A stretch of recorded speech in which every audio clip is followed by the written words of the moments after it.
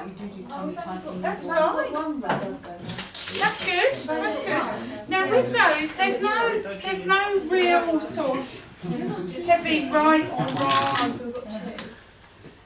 Okay, so we've got these. Do you know what these are? Yeah, to put them on the feet and on the hand. Brilliant. Yeah, on the feet and on the wrists. Yeah. It's cause and effect. When the hand rattles, it makes a noise. When the hand moves, it makes a noise. So they think, oh. And they do it involuntarily at first. They move their hand and they hear this noise, and then their hand moves again and they hear that noise, and their brain makes a connection that, oh, every time I move my hand, that noise happens. So then that's teaching the brain to move their hand. So it's helping with their physical and their gross motor development and things like that. Same with their feet. When they kick their legs, oh, noise. So it's that cause and effect. A lot of the early stages are all cause and effect. So they do something involuntary, they notice a pattern, and so they actually then learn that if they do that, something will happen. So yeah, so those. The mobile. So this one, it's a little mobile, plays music, quite cute music. And it goes round, and what happens is babies aren't born with the instinct of following things going past. So what happens is things go past, and eventually they'll learn, like, because if it's not in their line of vision, they think it's not there. So like you, if you're in front of them, you're there. If you step to the side, oh my God, Mummy's gone! And they start crying. As soon as you appear again, oh, she's back. So it's a little bit like that, where it goes past and the teddy bear's gone, and then it comes around and it's like, oh, it's back again. And that's when it teaches their eyes to follow movement. So it's strengthening their eye muscles and things like that. Ideally, for a lot of toys that you have, we do recommend that you use bold colours. Because if you've got pastel colours, the babies can't see them as well. So it's really important to have those bold colours against other bold colours. So we tend to say that black and white stuff are really good. Black, white and red are really good against each other, and sometimes black and yellow, because the colours stand out. It's a bit like a checkerboard. If you look at a checkerboard, the colours really stand out next to each other. If they're all pastel colours, then they all seem to sort of merge into one, and that doesn't support their eye development and strengthening their muscles. So we've got the activity mat here. So there's some things dangling, and there's some things on the bottom there. So the idea of having the things on the bottom, it's good visually for them, because what we recommend is on their back to sleep and their front to play. So from birth, you can start putting baby on their front just for a minute or two, and gradually as they get older, to build it up more and more, helps strengthen their neck, strengthens their back, strengthens their core, to get them ready for crawling. So that's just to start them off there. So we've got this here, and that's this mirror. So that's quite cute, isn't it? Babies love mirrors. They love mirrors. Babies will not initially know that that reflection of them is them. So they think that they've got a friend. So they look and they think, oh, I've got a friend. And so they smile at their friend, and their friend smiles back. So then they'll start laughing and gurgling, and their friend's talking to them. So they've got a little friend. So they don't know. So eventually they do learn that that friend is actually them. And one of the things that you all know is if you put a little mark or a little dot on them somewhere on their face, and if they look in the mirror and they go to touch the mirror, they don't know it's there. If they go and look in the mirror and go to touch where that mark is on their face, they know that that reflection is them. So just a little way to know how they're developing in their stages. So that's that. Now, anyone know what this one is representing? Talking. Yes, talking, you, talking, touching, cuddling, all of that. You are your best playmate for your baby. You're the best toy and the best teacher that anyone can ever have, that a baby can have. You is the best thing. Do you know what this represents? baby massage one? Yes, baby massage.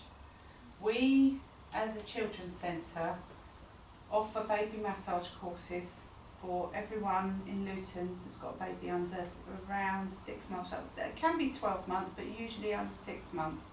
Because under 6 months they're not moving around, they're less mobile, so it's easier to do a class. Those classes that we run, we offer a 5-week course of baby massage for just £10 in total. So that's £2 a session. It is a 5-week course, so it teaches you all the different areas of the body to massage. And I can't express how good value for money that is. If you went privately, so if you wanted to approach someone maybe in Huffington or somewhere like that, you could be paying in excess of £50–60 for a course in a group. If you were having one-to-one sessions for massage, you could be paying in excess of £120, £130, even £150. So, and some possibly charge even more than that for a one-to-one course. So for us to offer it for £10, it's probably the cheapest that you're going to get. So I would urge you to book onto that. It's excellent for your bonding. It helps with fighting off illnesses because you're massaging different areas. It can help relieve colic, trapped wind, soothe your baby, it can relax them so they sleep better. It can fight off, because of the massage it can increase the antibodies so they become healthier, helps fight off colds and flus and things like that. So, and when you massage, you are releasing oxytocin, so you're happier. You massage your baby releases oxytocin, so they're happier. So it's a win-win really for massage. So yeah, book onto that. And you can contact any of the children's centres to book onto that. I'll give you some more information about that later. So are there any questions from that first stage? No? Right. When do they have to be rolling when they come in? It varies. Okay. Some babies can roll over quite early on. Some babies have been known to roll over after a couple of weeks, after a month. Some are 3 months. It really does vary. Some babies can actually walk at 9 months, or some have even been known to walk younger than that. And then there's other babies that won't walk until they're 18 months. And it's just really, it's asking how long's a piece of string really. It does vary. But then they might be doing other things earlier than what another baby would. So that's why we say about comparing babies to other babies. You might compare your baby, oh well, my baby's not doing that yet, but so-and-so's baby is. Well actually your baby might be doing something that other baby isn't doing. So, be careful when you're comparing because they will catch up. So, right, the next one is from 3 months.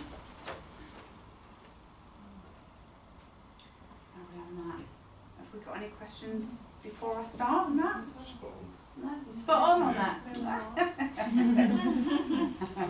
Right, okay. So we've got these soft cubes. They represent anything that you can stack really. These ones are soft, they're easy to grab and grip and pick up, and they're not going to be at the stages where they're going to be able to build a tower or anything like that. What they will be doing is you build the tower and they knock it down. And then they think, oh that's great, and then you build the tower again and they knock it down. And again, it's that cause and effect. They know, they can anticipate that something's going to happen. Supports their growth, motor development. Again, bold colours, really good for their strengthening their eye muscles. We've got the pat mat. This particular one is filled with water. It's got little things inside that move around. So excellent for tummy time. You can make your own with I'm going to give you a copy of those anyway. So you can make your own with the Ziploc or the Zip Seal bags. Pop some stuff in there. You could pop paint in there, or you could put some water in there with some glitter or fuzzy felt stuff, shapes, different things like that. Anything that's soft that's not going to pierce the bag. Pop some water in there and away you go. Tummy time. Patting. When they pat it, things move around. It's that cause and effect. helps their eye movement, they follow the objects around that are moving around, things like that. So they're really lovely. And then we've got this. So we've got an example of this here. These have been going around for years. My son's 25 and he had one of these. So it jingles. Each arm or tentacle does a different thing. It's either got a different fabric on it. This one's soft. This one crackles and it's smooth. This one's got beans or lentils in there and it's got different texture on the fabric. This one, I think this used to be to play a tune or rattle or something. There's something in there. And this one's a squeaky one. Got a bit of cord fabric there. Well, that was a tune, so one would play a tune and then it moves around. They've got numbers on and things like that. So, and because they're easy to grip, the small hands can grab these and grip them, so they're really lovely. And they like putting them in their mouth as well, which is great. So, yeah. Any questions on that so far?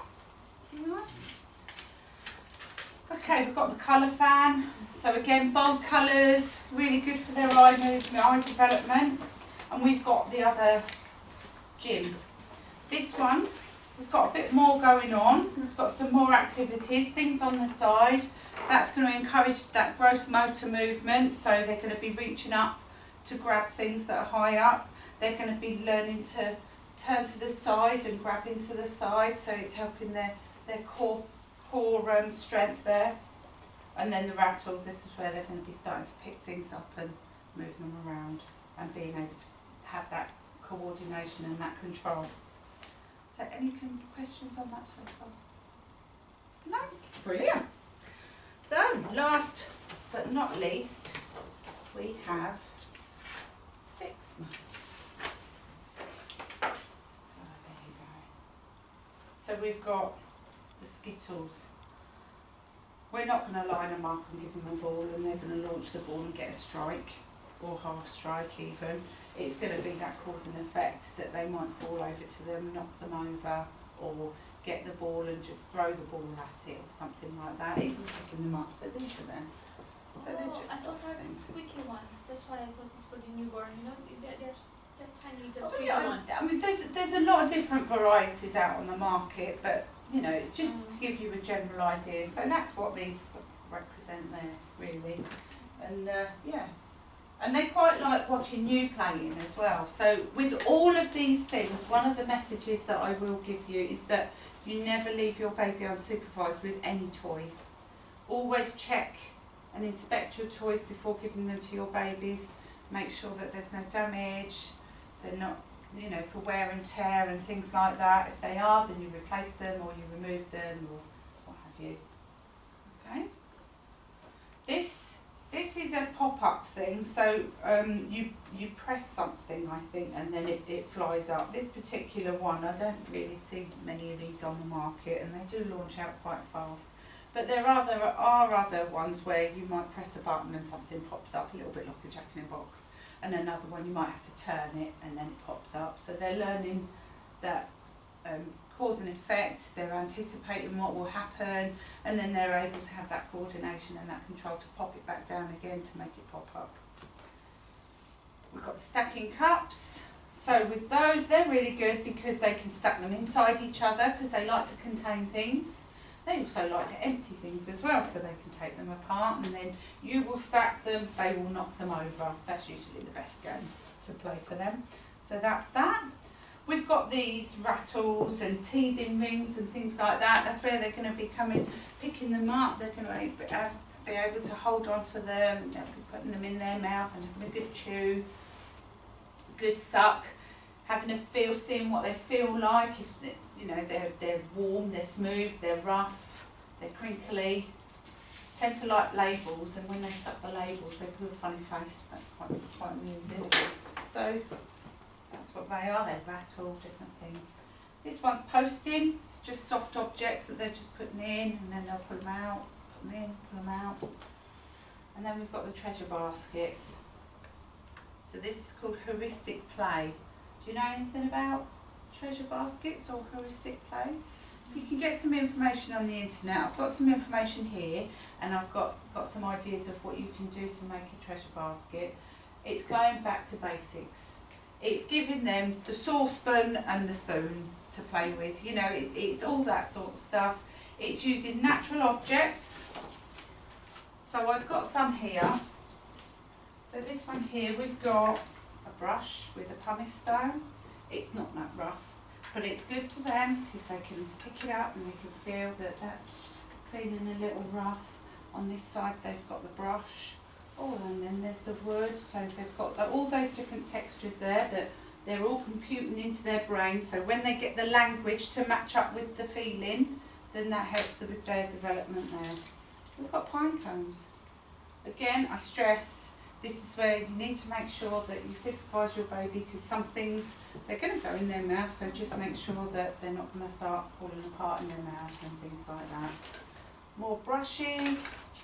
We've got wooden spoons. This one's got some streamers on there, just good to feel. They like eating these as well, sucking these. That feels really nice. It's a different texture in their mouth.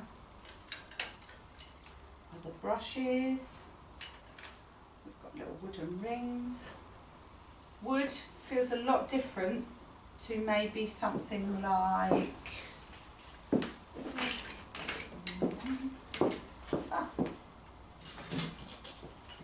metal spoon. There's going to be a different feeling. The metal spoon's going to be a lot harder. It's going to feel cold in their mouth at first, and then it's going to warm up. Visually, there's the reflection. It's going to catch the light, things like that. So it's nice to have different things. Also, it makes a different sound when they bang that to that. So there's all that sort of thing that they will explore. So you can have different themes for your treasure baskets. One of the things that are really lovely for babies, especially for teething, are these dolly pegs. Have you seen these before? They used to be used years ago. The reason why they call them dolly pegs is because years ago they used to put little faces and make dresses and put the wire stuff, pipe cleaners for the arms and legs and things. So that's what they call them, dolly pegs. So yeah, so these are great because they're not too long. So they're just a good size for baby to grip in their hand, and they can put them in their mouth, and they're excellent for teething. It's really good for babies to put things in their mouth because they compute a lot of things from their mouth. And also they can bite down on that and it helps cut those teeth through. So these are really cheap, and if they get a bit grubby, you can throw them away. So that's that. The other thing, so we've got this treasure basket here, so we've got this, so this is a nice, you know, it's got that texture that's rough and things like that. The other thing, you know what this is? It's a little bit dilapidated, this one actually, it's been well loved, this one. It's one of those emergency blankets. You know, that people have after they do marathon or, you know, doing motorway. That's one of the things they like, that noise. You can lay them on it. Every time they move, it's going to make that noise. Visually, it's catching the light. They've got that different. They can see their reflection. When it's brand new, it's really smooth and they can see their reflection in it. They like to suck it. When they're sitting up, they can wriggle around on it, they pick it up. It's fun. Babies love it. You can get these from the pound shop. So, cheap as chips. All of this stuff you can just pick up from supermarkets or a lot of the shops and make one of those quite cheaply. So I'll give you a leaflet from over there at the end, and then you can make your own. Another thing you can use when they're older, I just brought this out as an extra sort of thing. This is coloured rice. It's just normal food colouring. Coloured the rice, you can put it in bottles, and then they've made a shaker. So visually it's quite stimulating. You can have different colour bottles, so then they're learning the colours. You can mix it up because it looks lovely like a rainbow. I just thought I'd show you that one. Yeah, so any questions on that? No? You were so quiet this week. You were really chatty only last week and the week before you've gone on quiet. Right, well I think that's pretty much it. I'm not sure. No, that's not it. There's one more thing I need to talk to you about. It's the Children's Centre. Do you know much about the Children's Centre and the services we offer, apart from Bubs Bay? No? I'll give you a leaflet at the end as well. So this is the Flying Start Children's Centre. At the Children's Centres, we offer Bubs Bay. There's a pregnancy club as well that we run, so that's run on one of the first weeks of the month. First Monday in the north area, first Wednesday in the west. In the west. So the children's centres are broken up into 4 different areas. So you're here in the west area. We've got the north area, which is Marsh Farm, Sundon Park area. This area covers Lucy Farm, Hopwell Ring, Dallow, Beechwood area. And we've got Central, which is Berry Park. Yeah, there's a map on the back there. So it covers Berry Park, some of Town and Stopsley. And then we've got South, South, which covers Farley Hill area and the centre of Town, and South Luton area. There's no east, just to confuse you. Yeah, no east. So it's north, west, south and central. So it's broken up into the 4 areas. So in all of our centres we offer baby massage. We offer the clinics run. So when you've had your baby, you'll be invited to come to the clinic to get baby weighed and to see your health. Well, it might not necessarily be your health visitor on those sessions, but it'll be your local health visitors. So you can get baby weighed, but you don't have to come to your local one. You can go to any in Luton. We offer parenting, other parenting courses. So it might be that you just need more information about toileting, feeding, sleeping, not for you, for the baby or your child. Behaviour, we can help support you with behaviour, just general parenting, food and nutrition. So there's quite a lot of parenting programs that we offer. All those courses are free. The massage, obviously there's a charge for those. Then we offer baby groups as well, so you can come along to some of our baby sessions where you just mix with babies of your baby's age, under 1 year. And then we've got the Take 5 Cafe, which I told you about last week, so we'll have the reunion. That's for babies under 6 months, and you can come to the Take 5 Cafe when you're pregnant as well, mums.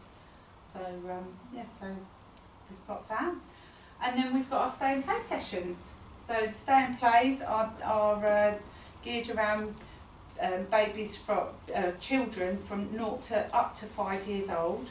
5 years old is when they go to school. So we offer those sessions there. We always have an area for babies in our sessions. And that's where the children will play, and we focus on their learning, and we plan around developing the children's learning, tracking their development with some children. So that's that. I think I've covered it all. Is there any questions on anything else that you think we might do? No? Oh, we do offer support with housing. If you need that, we can signpost you to a lot of other agencies about different things. If you've got any issues with housing, finances, food bank,